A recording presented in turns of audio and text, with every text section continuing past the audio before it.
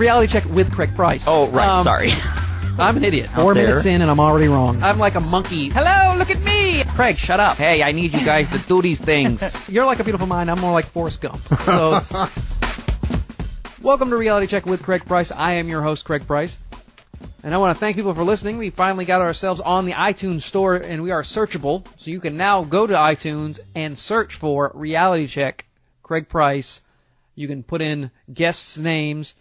You can do all kinds of things, which you couldn't do the first 2 weeks. The first 2 weeks, there was no way you could find us unless you knew who I was and I could send you the link, or you stumbled upon the website, realitycheckpodcast.com, our Facebook page, or on Twitter, but you could not have found us in iTunes. And that has been resolved. So now make sure to go to iTunes and subscribe. That way it'll be downloaded to your iTunes every week, every Tuesday. It'll be right there. You just sync up, off you go. If you don't use iTunes, you can go to the website and get on an RSS feed and put that into whatever listener you want. You can put it into your Google feed. You can see that pop up on every Tuesday and click on it and listen to it. You can listen to it directly from the website. However you listen to us, we appreciate it. I noticed an uptick in Australians last week, and I think that has to do more with Neen James than anything else. But I want to thank her for getting an international flavor here at Reality Check. And I think it's fitting that the week after we had a productivity expert on the show, Neen James, that we have someone who I feel is the most productive person that I know. And that is a wellness speaker and entrepreneur, Kirby Lammers.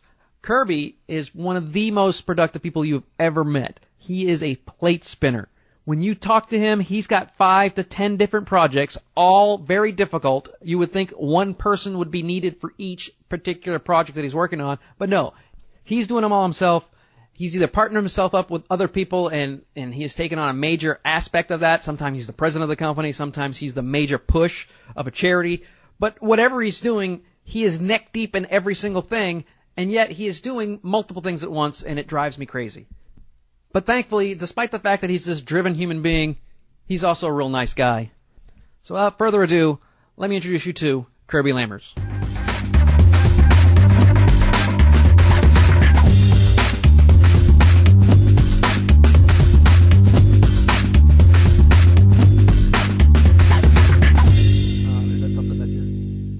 You know, because it kind of sets up how I live my life. And once you're close to death, and when you overcome death, you look at people and you look at life a whole different way.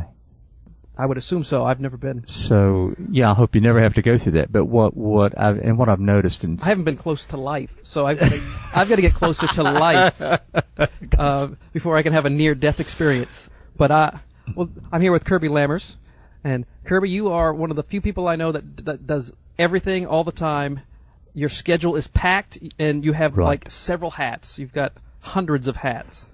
Well, not hundreds, but I do have a few. You've got several in the closet there. That's true. And every time I see you, it's a different hat. You're running off to doing different things. The reason I wanted you to come on here is because you do so many different things. But you also have a great situation of showing how you got from one spot to the next, transitioning. That's why you're here, is because you've done so many transitions. You're transitioning in your business now. Yes.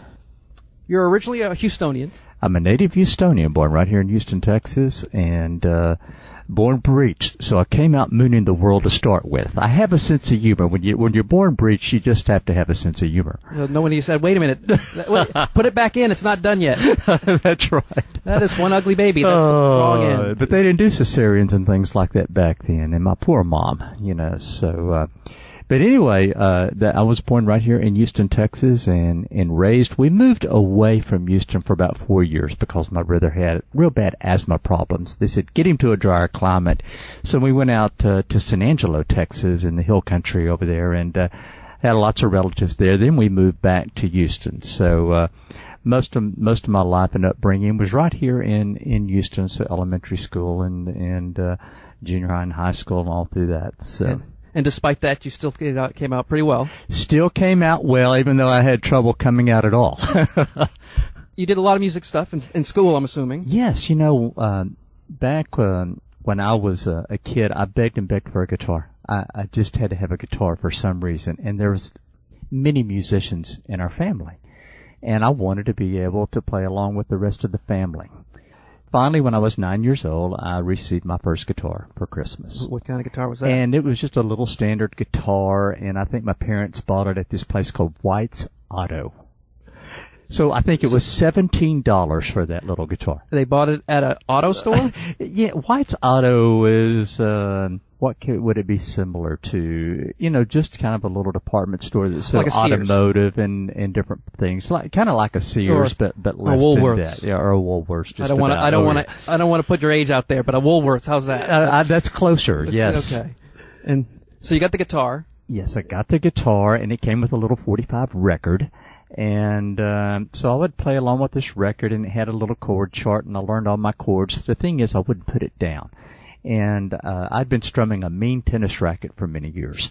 But the thing is, what it did is I had a good rhythm in my right hand. I just needed to learn the chords, basically, and just strumming that tennis racket for all those years. So anybody out there that wants to play a guitar, start strumming a tennis racket first, along with your favorite music. Learned the guitar, and of course then, Elvis was very popular, and I was a Chuck Berry fan and a Little Richard fan, and then had all these country roots, because my grandfather used to play with a country artist named Ernest Tubb. Oh, I know Ernie Tubbs. And so anyway, he played fiddle and any instrument, actually. And I would go out to West Texas and play guitar with my grandfather, and he'd teach me things, and I would come back and really work on it and playing Under the Double Eagle and Wildwood Flower and all those little instrumental type things. But anyway, finally, here comes the Beatles. And so I'm playing along with all these Beatle records and still playing country music, and I was just really versatile. But before you know it, my dad's got Mubs. And they're passing the hat when I'm 12 years old. And, sure, you got to milk the kids for what they're worth. Yeah, so, here I'm basically a professional at age 12 years old. But started playing, the school dances and things like that. And before you know it, we had a group got together and started playing music. And so the group, who was in the group? Was it still family at that point? Or? No, these were all people that I'd met in school that were all musicians and singers. And we just started playing all the school dances and playing here and there, and before you know it, we're making records and getting some play, and things are going well. What's the name of the band? That's got to be. Well, we had a band called Shadow, and then a band called the Lavender Hour, and that's Universe. But Lawrence Welk, the Lavender Hour. The Lavender Hour, yes. But anyway. Was able to go out and play concerts and do tours and all that type of stuff. So then I'm assuming you graduated high school, obviously. Graduated from high school, but I had a unique experience that changed my entire life. Well, so you went out you started to go out on the road.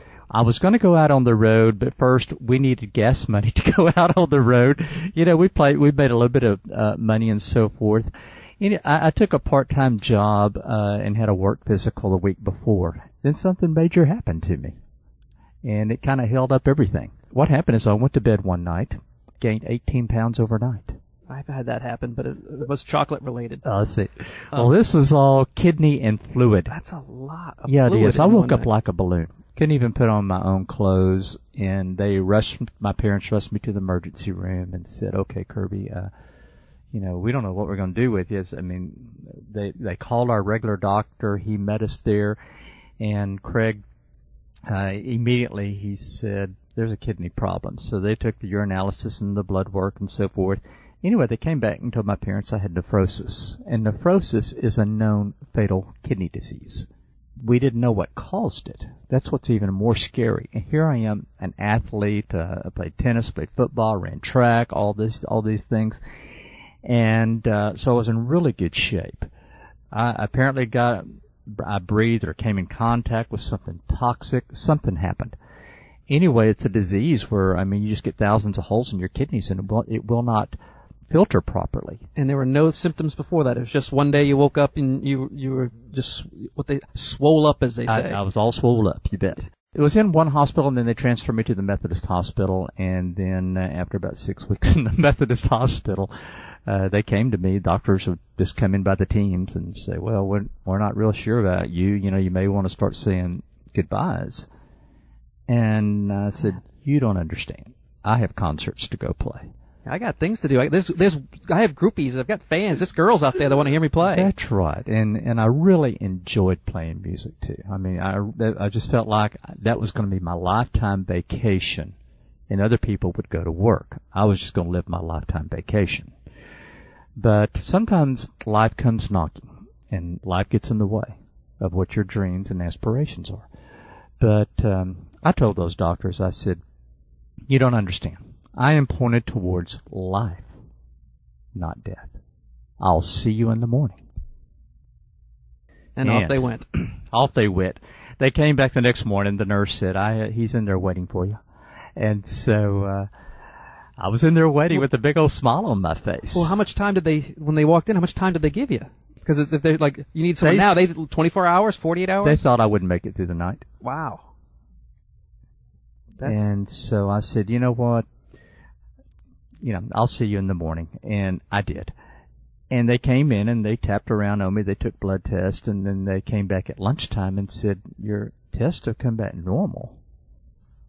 Just everything's clean. Right. So I'm dying the night before. The next day I'm normal. Like I said, and normal is a figurative term. It's a subjective term. According to what they considered normal in their testing. Well, what were they looking for? So to put you in the normal category, was there? What it was is I was losing way too much protein, and so they were doing protein checks. They were checking kidney function through your analysis and blood work. They knew what levels would be in the norm and what would be way outside the norm, and I'd been way outside the norm. Also, my blood pressure had been incredibly high, too, and it had gone back into a normal category. Okay. Plus, I'd lost all the fluids and so forth. They were giving me Lasix and all that to lose the fluid. Had me on zero salt diet. Food absolutely tasted terrible. And they had no idea how it just popped back to... They have no idea. It's still a mystery, but... The thing is they kept me a few more days, 3 more days, to try to prove those tests wrong, and they kept coming back in the normal categories. The thing is, though, is when you're laying there and people are telling you that you're going to die, you look at life a whole different way. You look at people a whole different way. I look at this floor, this window, I look at you, just everything that I see, I probably look at in a different way than what the normal person would see. I can imagine. I mean, because I can't even put myself in that.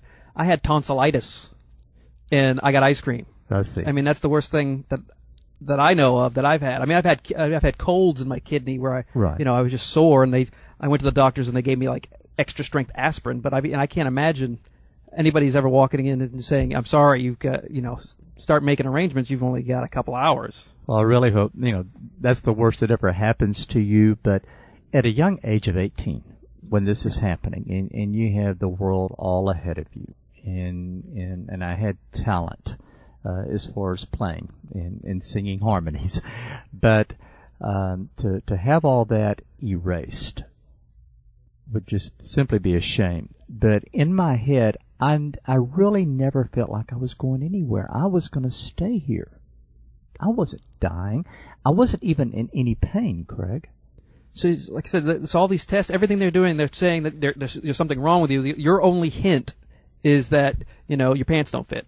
Right. I mean, they don't fit a lot. And I did feel, a lot of times they say you can't feel that your blood pressure is high, but I felt like I was going to explode. I could feel like a pressure inside of my body and this anxiety.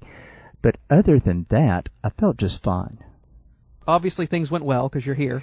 Right. Well, I got to go out on the road and play music for many years, and even playing concerts and then playing Las Vegas shows for 8 years. Las Vegas. How was Vegas? Oh, because you got buffets, you got a lot of temptation in Vegas.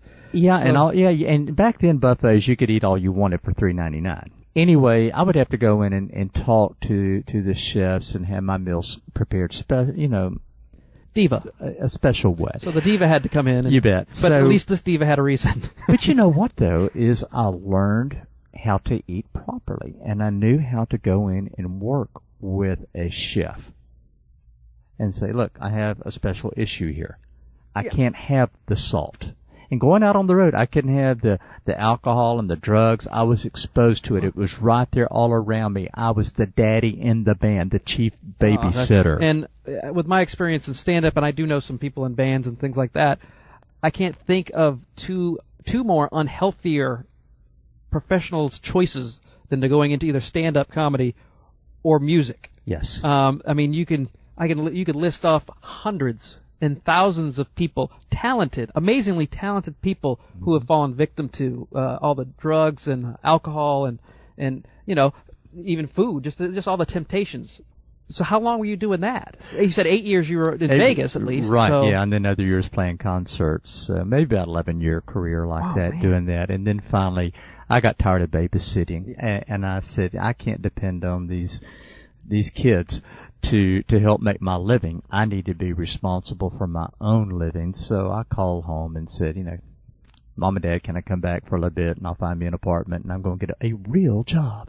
That's what they love to hear. That's about how successful you are. It's like, oh, you're going to get a real job. You're going to be a welder. You're going to be a paid. Oh, yeah. Oh, I know it. And for us, it's like a soul-crushing kind of thing where it's like yours is more of you got fed up. Yes. It wasn't like lack of talent or lack of opportunity. It was just, I am tired of these alcoholics and drug addicts ruining my day. Right. When you have to be responsible for so many other people who are completely irresponsible. Yes. It was the offstage life that was bad. I love doing stand-up when I'm on stage. It was the club owners. It was the after other comedians. It was the travel. It was the horrible places you had to stay, the comedy condos that were just god-awful, that had roaches. It was like, you wouldn't have stayed there if you didn't have to. Right. And so it's a lifestyle choice. It's like, oh, you do it for the short time that you're on stage. Right. Probably like, but your drug is in front of people. Right. And it was grueling. I mean, there's times we would drive 26 hours and then have to do a 7 a.m. morning show on TV. Well, you guys weren't sleeping anyway, so. And I mean, that is tough. Oh, it is tough. And we were young. We could handle it. I wouldn't want to go do that again like that. Yeah, no, on your terms this time. Exactly right. So you came back. Yes. And you said, I got to find something. Got to find a job. My mom was actually an employment counselor. That's helpful. And she found me a job. I can't think of a more helpful mother. And boy, she threatened me. She said, you better go in there and you better make me look really, really good. So I was really threatened. But she kept wanting to put me on these jobs. And I kept saying, Mom, I'm this free spirit. I'm this musician. I've been out seeing the world. I'm an artist. You can't put me in I'm an artist. I can't be put in a little cubicle. But anyway, she found me a job as a purchasing agent for an electrical supply company, of all things. You hit the big time. And I thought, what? And they talked about this Cardex system and all that. This was before computers, friends. And so, but the thing is, I learned some things about myself. I was raised, whatever you do, you go out and you be the best at that. I remember my mom saying, if you're going to dig a ditch, you dig the best ditch that anybody could ever dig. And so you were the best purchasing agent they'd ever seen. So, well, what happened is I started out as this little hokey Houston purchasing agent. Before you knew it, I was a regional purchasing agent, and then they promoted me to the national purchasing agent. Over 38 branches. And how long did you do that for? Did that for about 5 years, actually. But worked till a very, very, as far as I could go. And then we had one of our competitors buy us. That's always fun. Which was actually a smaller competitor, and guess what? They already had a national purchasing agent. And so they were going to demote me into sales just to try to keep me in the company, and I said, no, thank you. But my dad put me into the floor covering industry. So another transition? Another transition, totally different. And he said, you really need to be in sales. Your personality, you need to be in sales. Everybody always says, anybody who can talk to anybody, they always say, you ought to be in sales. I've been told I need to be in sales. And everybody's like, oh, you're just because you can talk to people. Yeah. My problem is asking for the money. Yes. Which I believe is 100% of what sales is. All the relationship building leads to. Ask for the order to get the money. Yes. So you don't have an order without money. But the deal is I did go in and I interviewed. It was a distributor, not a store. Okay. And so I interviewed with this distributor, and he said, just turn on that onstage personality. And I did, and so I got the job. Pulled out the guitar. But you got to understand, I've always played music. I just got in a part-time band and just played on weekends and played weddings and parties, things like that, Christmas parties. But anyway, went through that and elevated myself up through to a mill rep, representing a mill, and was a mill rep for many years, but also to a management type position where I had salespeople underneath me, and so I took on a leadership role. So this is the first real time you've got to deal with other people below you. You're responsible for others again. Except I was in charge of all the purchasing agents when I was a national purchasing. Oh, okay. Yeah, so I was in charge of all the purchasing departments. But then now I'm responsible for other salespeople in what they're bringing in. So did that, and then we hit this economic times where mills started buying and selling each other, and it seemed like every week I was with a different mill. And I got tired of the musical mill rep things, and I had one of my customers say, "Kirby, are you tired of this?" I said, "Yes. I don't know who I'm going to work for tomorrow. It's crazy." And he said, "Well, why don't you come in with me in my store?" And I said, "Well, you don't understand. I said I would never, ever be in retail. Ever. Never." And so a couple of weeks goes by, and I'm just getting more fed up, and I went in to see him, and he said, "Please come in with me. Come on." And so I made the decision to do it. So I just started out on the floor in sales, and then he made me an operations manager, and then I was a sales manager. I had won a contest for Stainmaster carpet, selling more Stainmaster carpet than anybody in the country. And they took me to a convention and all this and gave me these awards. And he and I sat down and talked, and he said, "I really want to go hunting and fishing. Why don't you just run the store?" "Really?" I said, "But you're a family-owned and operated business. How is the family going to take orders from me?" Yeah, that's always tough, because my dad had to go through that, and that did not work out, because what happens, from my experience working for family-operated businesses and what my father went through as well, is that the person who starts the business, the dad, loves the business, is passionate about the business, is neck deep. He built it up to where it's successful, and then the trade-off or the handoff goes not so well because the kids, it's not their passion. It's not. It's not their dream. It's just what Dad did. And so now all of a sudden, third party comes in. That'd be you. Right. And how'd that go over? I told the man, I said, "You're going to have to go back and you're going to have to tell your sister and your mom." Now, his dad had finally retired from the business because he had major heart attacks, and they said, "Don't go back to work." But here Bob is a son, and he doesn't have as much passion as his dad, and he really wanted to be a hunting and fishing guide. But he had to tell his sister and his niece and his mom that Kirby's the one giving the orders. And how'd that go over? So I'm sure they didn't like it. I wasn't in there when he discussed that. with them. But I mean, did you have difficulties with them after that, or could you tell that there was a problem? It's family, but because I think of dealing with people for so long and dealing with so many different types of personalities and dealing with musicians and high egos and high ego entertainers that are widely known, I had to play a balance. And I had to be the go-between the employees and the family. Tough position to be in. But I would go in there, and I had a way of speaking with them to get them to do what I wanted them to do. Speaking of speaking. Yes. Where did that come from? Because I only know you as, I know you as all kinds of things, but I first met you as a speaker. Yes. And so where did that come from? Was that one of those situations where you had it was part of the conventions you were going to? Did someone just come up out of the blue? How did you? Well, I started speaking back when I was, of course, always been speaking on a stage in front of a microphone all the time of the years, being in the music business. Well, sure, but then when I was a purchasing agent, well, then I'd have to speak at conventions. And I'd have to go speak when we brought all the purchasing agents together, and I had to provide training. Then when I got into the flooring industry, then I would have to go speak at conventions, and I would have to speak to sales forces, and I'd have to supply training. And then it turned out that I had this store join a major organization, the largest floor covering dealer in the world, called Carpet One.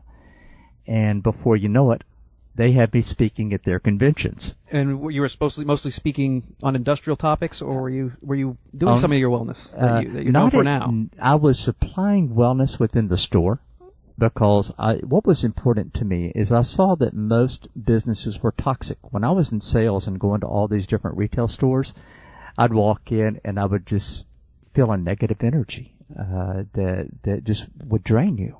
Have you ever walked into a store and just walked right back out? You didn't know what it was. Usually the smell.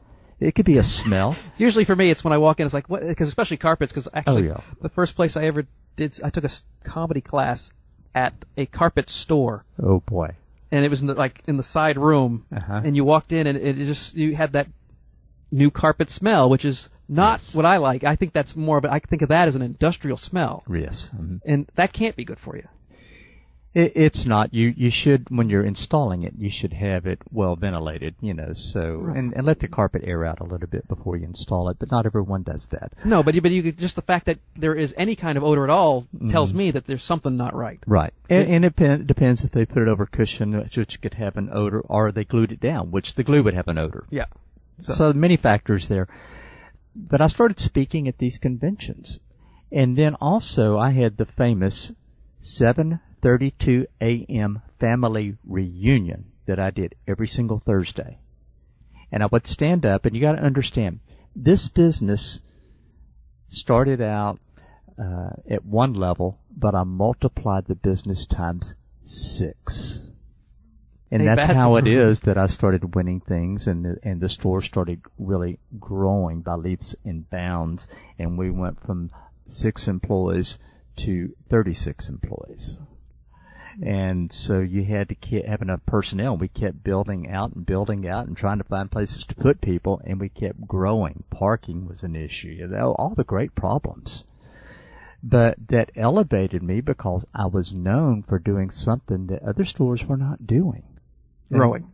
And that's called growing, but doing it in a healthy way. You can grow too fast where you can't keep up with it. Now you're not servicing the consumer right. And then also what I did is I looked at all the other stores, and I knew them well because you got to understand, most of those stores were my customer at one time or another. And so I knew all the weaknesses, but I always looked for what are they doing right and what could be improved. Then I started looking at it from when I was the store general manager. What can I do totally different to separate myself from them? I don't want to do anything like them. So if they're running a sale, I'm not going to run a sale. If they're advertising in the paper, I'm not going to advertise in the paper. And that's what they did. Whoever could have the lowest price, seemed to win the order. Or whoever could have the most ads in the newspaper and maybe a full-page ad, they thought they would get the order. So I stopped doing what they were doing. Well, that's interesting because, I go to all these marketing things and these sales deals because I'm not a marketer and I'm not a salesperson. And they pretty much tell you exactly the opposite. Right. Because it's easy, actually. They think it's easy. It's like, well, find someone successful and do what they're doing. But I don't think they understand that you don't necessarily have the same skill set. Doesn't mean you're not skilled. It just means that you have different things that you bring to the table. And it seems like they can do the get rich quick, do what everybody else is doing kind of thing. And that's only semi-useful in the short term. Right. I have a question for you. Can you be a leader if you're following everyone else? And this is where I really started developing leadership skills, is to go out and see what everybody else is doing and go, okay, that's what they're doing. This is what we are going to do. Now, it could be a little bit of trial and error, but guess what? I love playing mad scientist. That's how you learn that what definitely works versus what you think works. Right. And in the music business, you had to separate yourself. You can do a show just like everyone else. Your song couldn't be just like everyone else. Why you? I thought, we're not going to try to outprice the competition. What we're going to do is we're going to outservice the competition. We're going to position ourselves to be the number one store to purchase from, and we're going to build the trust factor and the education factor more than anyone. Because the more you educate the consumer, the more they trust you. And the more you listen to the consumer, the more they trust you. What do salespeople do? Talk more. Talk more. And they won't shut up to listen to what your true needs are. Well, I was told that a good salesperson always listens, does a lot less talking than. I mean, that's not my experience with salespeople. That's right. That's not my experience, but I always hear that whoever talks the least is the one that's actually in control of the conversation, but also is the one that is serving the other. And isn't that what salespeople are supposed to be doing? Yes. So ask quality questions and then listen to everything they have to say. And that's what really pulls the right information out of the consumer or somebody that's going to do the purchasing. Then they feel like, wow, we finally have somebody that'll listen to us. Because when you walk into a carpet store, the first thing they says, we have this on sale right over here. This is what you got to have. And there could be a spiff on it and all these things. And that's what consumers were going through. But when they came to our store, it was like a breath of fresh air. And it was clean. And there was plenty of room. And there weren't samples all over the floor. And so we looked different. We talked different. We acted different. We outclassed everyone. Those are things that I knew to go to work on because I knew the weaknesses of all the other stores. But that positioned me to where I was a leader, and then the other stores wanted to know, how are you doing this? What are you doing? Because everybody else is losing profits because they're cutting their numbers to the bone. It's always sale, sale, sale, and 50% off and 60% off, and all these games that they play with the consumers. I was not going to play any games, so I didn't ever run a sale. And the stores couldn't understand, well, how do you have all this traffic? There was not hardly enough parking. People were parking at a grocery store and walking quite a ways just to get into my front door. And it was amazing. And I wasn't the cheapest price. I actually raised my prices. But what we did, we provided more value. Also, we ensured that consumer was going to make the right buying decision. And then reputation comes next after that. You do all the good things, and word spreads. Word spreads really fast. And then I kind of got in with a local celebrity that's a home improvement guru here in Houston. We made a deal where he was going to endorse us, and we would be the only one. But after coming out and spending about an hour and a half with me each month, he learned. I was his liaison for floor covering. And before you know it, I am substituting and doing his radio show, which ended up saying, he said, Kirby, you need your own show. You're hoarding into my action here. So, again, another transition. Another transition. I actually stayed and worked at that store, but I was I wasn't family. I was in a dead-end position. Again, I couldn't go any further. So I thought, well, I know a lot about all this information. And by the way, I was there 11 years. Okay. But I had been out and I started speaking. And I started speaking about management and about leadership. I started, actually I had one of my reps say, Kirby, will you come to my church and speak just about your testimonial? And then would you teach how you handle employees? I have never seen anybody be able to communicate and get employees to do how you do it. In the training that you deliver, and people will just do anything for you. You have this magic touch, and I want our congregation to learn this, how to take this into their businesses. And then from there, somebody else asked me to come speak at their business. Okay. And then somebody said, well, I want you to come speak at our convention. And so I started being known as a speaker.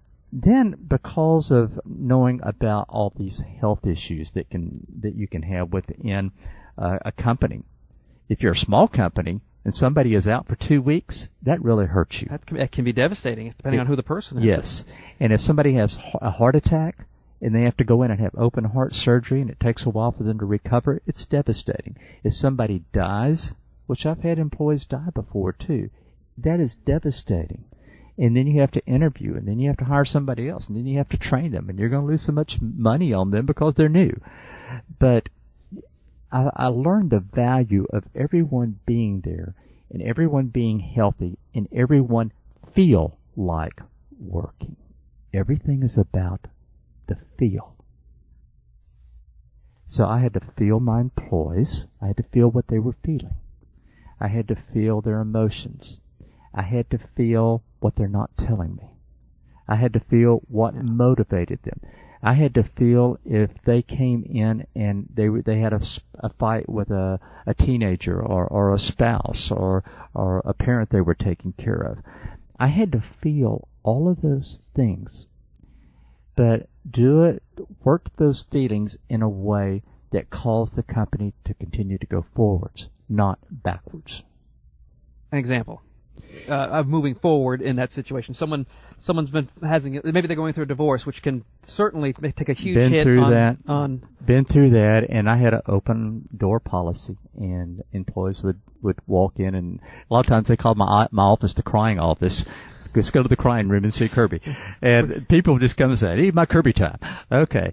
So they would walk in and they would shut the door and they'd start crying and I'd let them cry.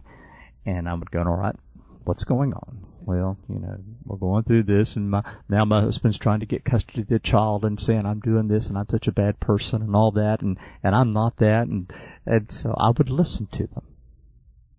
And I would go, "Okay, together, let's work out a strategy. What do you think?" Now, I can't get involved in their personal affairs, and I don't want this lady's spouse coming up and punching me in the nose either. So I had to be real careful, and you walk a real thin line. That employee was useless to me at that point in time. What could I do to get the employee back on track so they could service the company well? So what we would do is go, "Okay, let's write down some things that you think would be really, really good, and let's work out a little bit of give and take here, which would be good for both of you, but most of all, which would be the best for the children. Let's just make a few points here, just a few bullets. What do you think?" So you basically let them do all the heavy lifting, so to speak. Now they thought I was doing it with them, but sure, they were doing it all. Right, because you can't say anything definitively, because HR would come in and say, "Please, Kirby, you're exposing us to major lawsuits." So you would let them. So you just more. I'd let them make a list. I just coached them through this. Is all I did, without me making one suggestion. And before you know it, "God, Kirby, you had a lot of great ideas." Well, I didn't supply one idea. They did it all. And then I would let them know, "Look, I'm really proud of you. This is what you have done. How do you feel about yourself? It's important I know how you feel." Here's that feel word again. And they would go, "Oh, I feel pretty good." And I said, "Well, let me know how this turns out." So I would get them back on track where they could work. I always reviewed my employees, but I would bring them in and say, "What are you doing right?" I'd let them tell me. "What do you think you need improvement in?" Now, I knew what they needed improvement in, but you know what? Every single time they told me what their improvement was. I find people much more self-critical, so if you allow them to make those statements, "A, you're not the jerk. I can't believe Kirby said that about me." Kirby didn't. I said that to him. Right. So, and a lot of times I would say, "You're right," or sometimes I would go, "Well, I think you're being a little hard on yourself. I don't think it's that bad. But let's come up with a strategy to improve. What do you think?" And so we'd get together and we'd work out a strategy. And I said, "Okay, let's get back together in a week and see how it's working for us. What do you think?" And they would come back in and they had that big old smile and go, "I think I'm making improvements and this is what I've done." And I would have to say, "Well, I've noticed that you're exactly right, So let's go on to the next weakness and let's turn that into an improvement." So you took all this experience. You've been working for a long time. So at what point did you finally jump out on your own? Because I know you. I don't know you as an owner of a company, even though you do own a company. I see you as a self-made person who works for himself. I do, yes. But you have like 8, 9 little things that your toes. Every single toe you have is in something. Yes. But at what point did you decide, "Hey, you know what?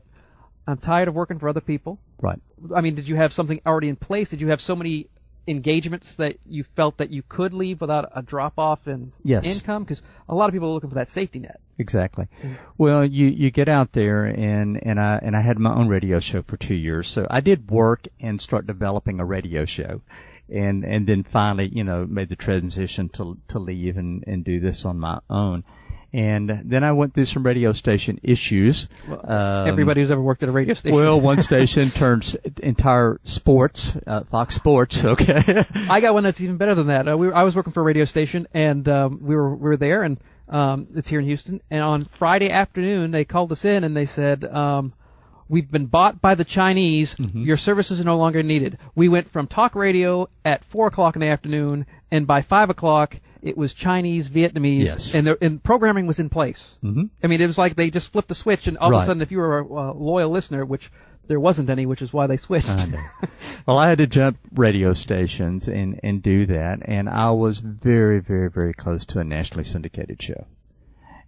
But crazy things happened to the industry. I mean, I had a talk radio show. It was called On the Floor and More. I was educating consumers on how to properly choose a floor covering store and how to properly choose floor covering and how to match up their needs and how to do a self-inspection of the home and the whole bit. And Stainmaster was, owned by DuPont. Mm-hmm. DuPont sells Stainmaster. They were going to be a sponsor and sell it to Invista. Wilson Art Laminate Floors was bought by another company. I mean, you had a wood flooring company that was bought by another company. All these things happen, and then I couldn't go out and do a national show without the right sponsorship. So at that time, I met a person that is a cardiologist, and he said, I don't know what it is, but I want you to come market me. And I went, what? I'm not a doctor. I'm a musician. I'm a floor covering guy. He says, but you're a marketer. And I went, okay. And he said, I'm opening up a cardiology wellness clinic. And he says, I believe in the prevention and reversal of heart disease. And the radio station had conversations with me about, why don't you have a health show? You're always talking about health. Why don't you do something like that?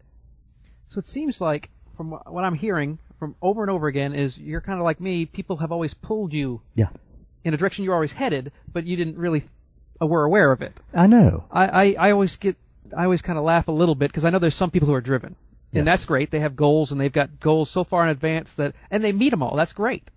I have always been a kind of person that just I have a goal, which will change 360 degrees to 180 degrees to 90 degrees. It'll just constantly be all over the place at any given moment. Or someone will see something in me. Like, I didn't want to be a speaker. In fact, I sometimes have some issues with fellow speakers, not you, Kirby, but in general. And I never thought the profession was something I would do. I understand that, by the way. And it's like, you'd be great at this. And I kind of came in kicking and screaming to some degree, where you're much more of you're not a kicking and screaming kind of guy. You're much more of an open curiosity. When someone offers you something, you're like, oh, that'd be cool. Where I'm like, wait a minute, let me think it through. So from what I'm seeing is that the key to your success is to be as open as possible to opportunities that you're not even aware of. Right. And I always accept a challenge, too. I love to be challenged. And it's a challenge getting up for me sometimes. The thing is I've always been interested in health because of a near-death experience. And then I've had an uncle that was having open heart surgery at the age of 39. And I remember that well when I was in high school and trying to take a test and wondering how he was doing. But that influenced me, and he's had 3 open heart surgeries, by the way. And this man's still kicking. It's unbelievable that he is. And then he took all his medicine back. He has a ranch out in West Texas and gave all his medicine to a sick cow because he wasn't going to take all that stuff. I hope the cow made it. No, the cow died. Yeah, of course it did. It took all that deep poison that cow. So anyway, but I have an amazing family. But with this wellness cardiology thing, I was going, wow, this is really interesting. And he had spent $1.6 million on a piece of equipment he had to put to work. And a piece of equipment. A piece of equipment. Not a clinic, a piece of equipment. This is a piece of equipment that hospitals didn't even have at the time. And people could park right outside his office and walk in and get it done versus having to go through an entire hospital system. What is this magical piece of equipment? It's called a CT angiogram, which Oprah Winfrey featured it on her show with Dr. Oz, and it's a 64-slice imaging system. So it's far superior than a heart scan. Well, and it's the most advanced cardiac exam that you can have, period. Is it like an MRI for your heart?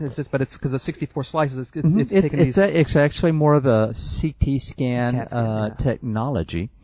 But you can actually identify like the type of plaque that you would maybe have in your arteries. If it's stable plaque, it's going nowhere. If it's unstable plaque, that's the type of plaque that will go through and kill you without one symptom. Clot. That's the stuff that's going to It'll just through let and- loose. yep. It's unstable. And there's many different things that causes that. Well, and this doctor wanted to go out as a speaker. And so he was saying, well, market me, but work on my speaking. And, So you were marketing and coaching. and coaching. So I was getting him to be a storyteller, to put some humor in there, and don't be like other doctors and be so boring and complicated. And so he started making it fun. He had everyone laughing. He was entertaining, and it pulled people in to learn more about the prevention of heart disease. Oh, yeah. People learn more when they're enjoying So the time. anyway, he developed a clinic out there, and at the same time we had the Houston Wellness Association being formed, and people were saying, come over with us, join this association. And I actually helped start that association. And before you know it, people are saying, we need a wellness speaker too. And that's how I know you. Yes. And from before we leave with you, the last thing I want to talk to you about is that you're doing a lot of entrepreneurship things. Yes, I am. And I have to say things because, again, you never do one thing. You are not a specialist. You are a specialist who specializes in being general because you do so many things. Craig, I love life, and I've got to get so much life in each day because, again, once it's almost taken, you're going to get more life in each day than most other people. And so, yes, I am involved in doing many things. I put together a TV show called Mind, Body, and Business, realizing that people needed to increase brain function as the day goes on, not decrease it. We need to increase our body efficiencies so we're healthy and we don't have all these diseases in the workplace, and that when we go back into the family unit at the end of the day, we have energy for the family. We don't go in and want to take a nap. And that the mind and the body really reflects how your business is. So that's something that we're doing. So in doing that, I was looking for a home for it. I found some people that were putting together a business broadcasting company. And before you know it, they asked me to be the president of this, called the Entrepreneur Broadcasting Company. So instead of NBC, it's EBC, Entrepreneur Broadcasting Company. And we've been putting together shows. We need more jobs in America today. Would you agree? I certainly do. And we need sustainable businesses, not just temporary businesses. I think what we need to do is start making stuff. Yes. Whatever it is. And it can be where we've become a service country, because services, guess what? I can do half the stuff that, I'm running all this equipment myself right now. I didn't hire a service person. I didn't hire an engineer to come in here and do this. Now, I had to buy equipment. Yes, you did. And that's the key. That's how America's going to get out of this, is by being the go-to place to buy stuff. Mm-hmm. Not just superfluous stuff, but real, honest stuff like the steel mills. And we used to manufacture automobiles, but we need to be on top of whatever new technology's out there. I think we've become too service-oriented. So encourage innovation. Absolutely. Encourage people to take their ideas, open up their own store, but we've got to lead them to success. There's an 85% failure rate with startup businesses. That's not acceptable. I'm going to do something about it. So this is a wellness program for business on how to open up a well-run store. Well, see, that's why I wanted you on, because I think a lot of people, they plan, but I don't think they plan well. Right. Or nearly enough. I think they feel that if they just do it, it'll happen, and it doesn't work that way. No. So it's what are the startup costs? How do you find investors? How do you make a presentation in front of an investor? A lot of people are underfunded. That's why they fail. They run out of funds, and it's it. So they don't even know the startup capital or how many funds that it takes for 5 years. They have no idea. So we'll have the startup calculator and all these different things so people will know how to go in, learn everything about a business, what are all the legal ramifications, about how to hire the right employees to start with, how to build employees, how to lead employees, and how to keep your business going so it's a sustainable business, then how to properly invest when you're making good money, and how to reinvest it in your business and continue to grow your business. That's what we have to have in America. So that's how it is that we have started. I have 3 other partners, and we started the Entrepreneur Broadcasting Company. We're not on the air yet. We're pulling our funds together. We have to set the example. Of course, we can't just go in and open up a business. And it's not about getting on the air. It's about staying on the air. So I have to have a sustainable company. Yeah, Hello. You can't talk about sustainability. I mean, be off the air in 6 months. Yeah, that's right. There's a lack of funding. So we're having to really practice what we preach. And at the same time, I'm out at the Bauer College of Business. I've been invited to be on the Leadership Initiative Board. We're going to build the #1 leadership college in the world. And I'm on that board, and it's fun, but I'm at their Bauer College of Business is attached to the University of Houston, but they are the #1 entrepreneur school in the nation. Now, it makes sense, the Entrepreneur Broadcasting Company, to be partnering up with the #1 entrepreneur school in the nation so we can leverage each other. So I'm learning all the latest and greatest information and being able to apply all those principles within EBC2. And, of course, I've put together their wellness program, so college will be energized and accelerated, and students will feel like learning, and teachers will feel like teaching, and all the staff will be energized, too. It all fits. All those dots connect somehow. I know in your mind they do. It's just like a beautiful mind for you. I'm more of like a Forrest Gump, but for you, they all connect. And where people contact you if they want to talk to the man himself? How can they reach you?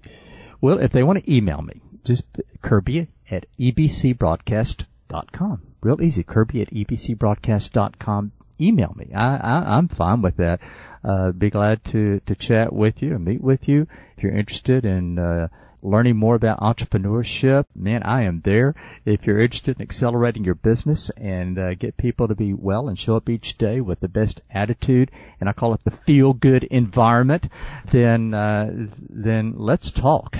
Talk is cheap.